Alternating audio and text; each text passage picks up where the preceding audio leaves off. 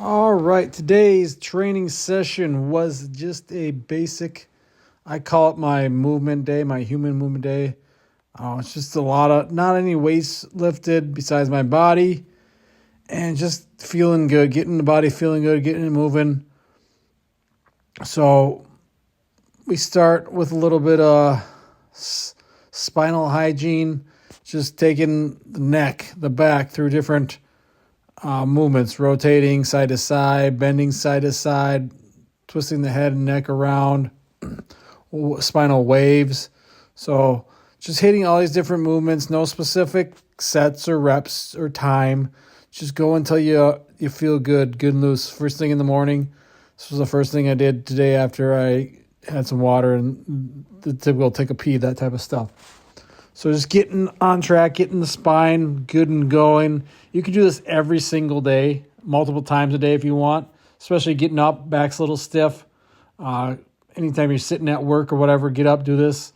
Kind of little exercise breaks in the day. Then we get 5 minutes of bouncing, turn on the red light. Excuse me.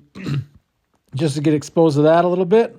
Don't get a lot of sunlight. Actually, it's sunny here today in Wisconsin. Hopefully spring's finally here and snow is finally gone, but just bounce for 5 minutes, get the blood flowing. Then we get into our crawls. Again, I did about 15 minutes a day. This is a little bit sped up. I think I put it on 2 times speed, I believe, because it could get kind of boring just watching a bunch of crawls over and over again. But again, just other ways to move your body. Lifting weights is great. I love lifting weights, but it's not the only thing. I don't want to be a big fat power lifter or a bodybuilder. I want to be able to move well and feel good and get in weird and different ranges of motion, be athletic, be human, not robotic. And that's what I do a lot of this stuff. So I could take I could just do a rest day and do absolutely nothing. But then tomorrow when I go to do my sprints and things like jumps, I'm going to feel like crap. That's why I train and work out every day. Again, it's not every day is going hard. I have maybe 3 or 4 harder, high intensity, whatever you want to call them, training sessions. Maybe 5, depending on the week, how I'm feeling. But then I have a couple of these lower intensity, feel good sessions, kind of no specific sets or reps. I'll do time typically, or just to feel good, disinterested. Sets and reps you can use it if you want, but again, on days like this, I don't like to just go until I feel good. We got some crane kicks, we got bear crawls, basically just animals here. Just think of different animals, think of how they move, and try to mimic them. But again, these days have me feeling good, so I'm getting some movement in, but it's not like just killing myself like I used to do. And you go through times like that as you're training, as you learn. As part of it, you learn from those stupid things you do, but a lot of those stupid training sessions you'll get good results because you're working hard and you're actually consistent with it. It's where the people who don't train because they're trying to optimize everything and be perfect. I just do these because, again, I feel good. Here's the three-legged bear, three-legged dog. I don't know, just some dumb thing I thought of. I've seen it before, but just doing. So just challenging yourself. Weird motions. You look dumb, but who cares? I don't care. Like, this stuff makes me feel good. And you're getting stronger, too, in different ranges. Just more of that relative strength for your body weight, whereas it's not just maximal strength. Because, yes, that's great, but you want this, too. You see the power lifters. Like, I have a powerlifter kid I'm training now, and he can bench press a decent amount, but he can't do push-ups. So, like, that's things you got to work on. You want to build that type of stuff. You don't want to be the guy who, I guess it'd be kind of cool to bench 500 pounds, but if you can't do a push-up or a pull-up, what the heck? You want to be able to do all those things. Be strong in the lifts. Be strong in moving your body. Something good must have been on TV there. The gorilla crawl on your knuckles, kind of like a gorilla. So, again, pick these different animals, different movements, and challenge your body, because if you're not challenging yourself, you're not going to grow. If you're just doing the same thing, I know I had one guy once, I trained his wife, and he was the type, and I talked to him too, but he never started training with me because he was so going to his gym, and he did the same routine every day. He said for like basically the last 10 years. His body is never changing. He didn't get any different, didn't get any results because he just does the same thing over and over. It was like 5 by 10 of every machine or something, I think he said. So it's like,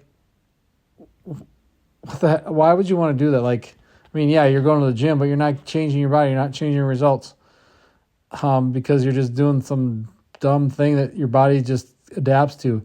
Whereas you do this stuff, you challenge yourself and push yourself to new growth, new ranges of motion, and new movements. So you're not just stuck in that rut. So sometimes it's good to change things up, try new things, test things out. Sure, they may look dumb, but like, who really cares? Like, if it works for you, it works for you. That's the main thing. Got to find what works best for you. And I love these. These are some of my favorite sessions, just kind of doing goofy stuff like these, tornado crawls and going back and forth and trying to think of different ways to crawl, different directions to crawl. It doesn't have to be straightforward. It doesn't have to be backwards. It could be side to side, in circles, over objects, under objects. I've done it all. It's just more challenging, more fun, and that creativity. It's that being that kid, that free play. I have certain sessions that are more structured, where sets and reps and things like that. But you allow these free flowing things to let your mind flow. I was a Lego kid, and I always like to be creative. So that's where that comes from, and using that creativity in training, because training is creativity. It is your Lego set. You can build whatever you want with it as long as you put the work in and you're working hard. That's the thing. You got to work hard. There's no just being lazy and doing this. If you don't want to train, don't train. That's why most people probably don't train, is they just don't want to because they're lazy. But I can't stand those types of people that don't want to train, because I know how beneficial it has been to my life and how beneficial it has been to the people I've worked with. Just making them feel better. Yes, weight loss is part of it. Muscle building is part of it. But just the overall feeling better, the confidence you build, and the ability to do things you didn't think you could do. But finishing up with the animal crawls here, kind of I don't know what this one's. I saw, I can't think of his name, but he did them on the beach, and he just looks like he's out fully extended. I don't have a lot of room here to get fully extended and get full speed with those, but those ones are good. I always love the Spider-Man lizard crawl, whatever you want to call it. One of my favorite variations to get the spine, the back moving, and rather than just do some spine bends, actually move like these. Yes, I do the spine bends and twists and stuff like that, but getting this and having your spine and hips and knees move and sync as you're doing a movement. So finished up the crawling variation. Then we did about 5 minutes of tumbling, rolls, cartwheels, that type of stuff, that more gymnastic stuff that people, again, don't do. Even kids don't do it. Kids should do this starting really young and never stop doing it. I have kids that can't do somersaults, which is pretty embarrassing, and we work on it. But I think every kid should be able to do a somersault that is physically capable of moving and that type of thing, obviously. But somersaults, cartwheels, these are things kids should be able to do.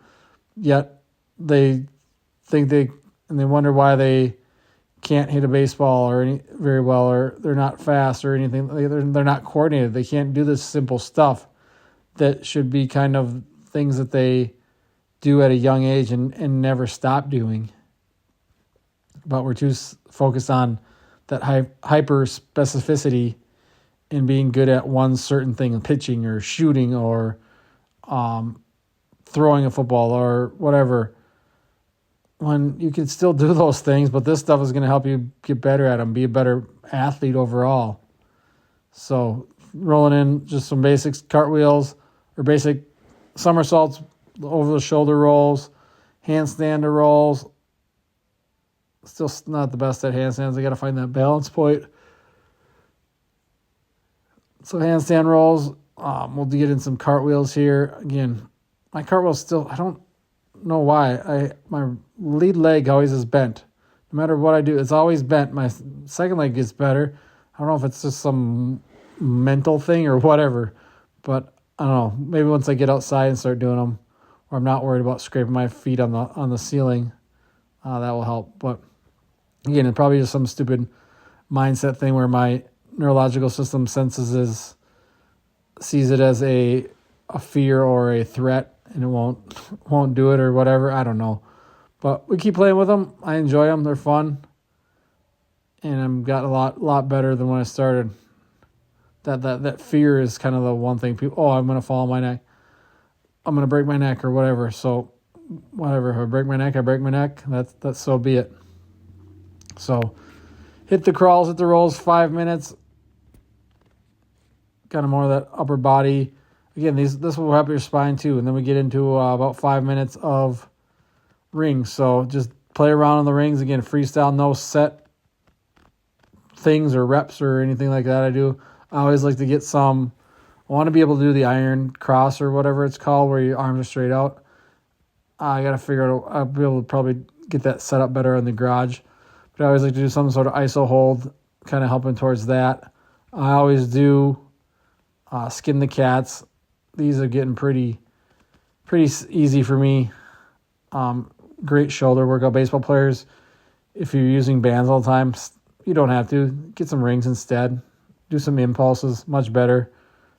Start lifting. That's better arm care than just your dumb bands. Get some rows in here. So single arm, just getting a bunch of different exposures using the rings. Because again, people think of rings, I can just do ring rows. No, you can do a million different things with them. You can do a scorpion skydiver hang.